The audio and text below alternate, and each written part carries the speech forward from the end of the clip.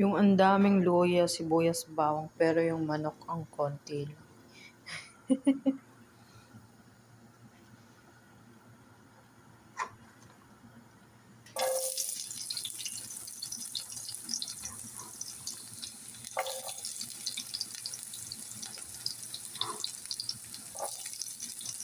Magluluto tayo ng adobong Pinoy.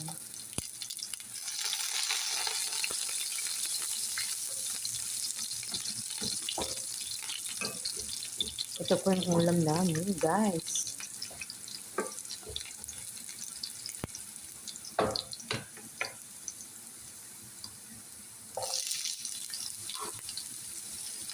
Yan para malasa po siya. Maraming luya. Ito po ako mag-adobo may luya para hindi malaksa ang manok, para hindi siya malangsa. Kasi nga, allergic ako sa manok. Kaya gusto dapat di malangsa. Kaya ang daming luya kong nilalagay. Ganun ako katindi, guys. Pero kala mo ang ganda, di ba? Hindi naman. At ilagay natin ng sibuyas. O, di ba? Panakot pa lang pero ingredients pa lang pero ang dami na. Puno na yung kawali. Ito yung niluluto ko. Sa kanila to, anong tawag mo? Sa tawag nila dito ay bloquea. Sa atin ano to eh. Ang tawag nito? Ito oh.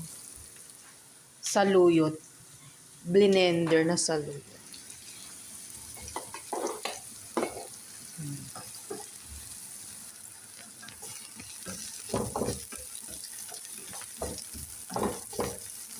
Pagtas niyan, ilagay na natin ang manok. Yung tubig po, ano to, suka na po siya. Ilagyan ko.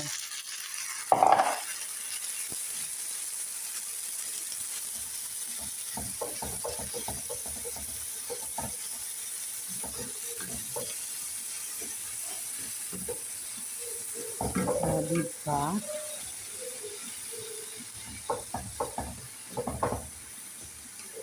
Paanohan lang muna natin siya.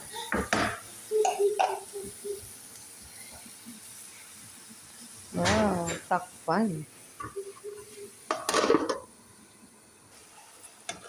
Wow. Pag ganyan na siya, medyo dusted.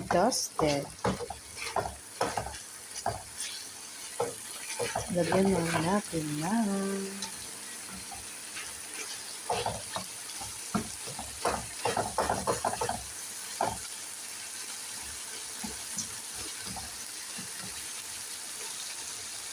toyo.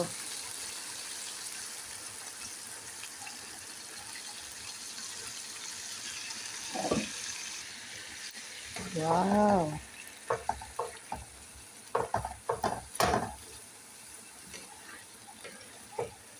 Para ano siya, lagyan natin ng tubig.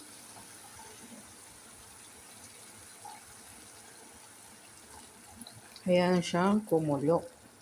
Pag naubos na yung tubig, medyo malapot na. Okay na yun.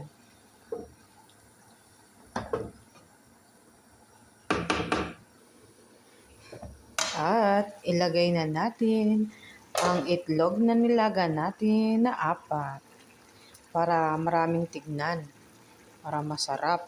O, di ba? Di ko pala nasabi na lalagyan ko ng sili. Kalimutan.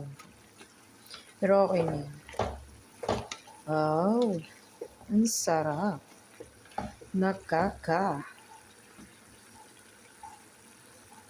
Bala ka dyan mainggit. Basta ako nagluto. Bala nang masira ang mukha ko. At least nakakain ako ng paborito ko. Yung recipe ng Pinoy. O, diba? Tararatatatata. Wow, sarap. Papakuluin pa natin. Gusto ko yung ano eh, yung sabaw niya yung nagmamantika na. Wow, yun talaga.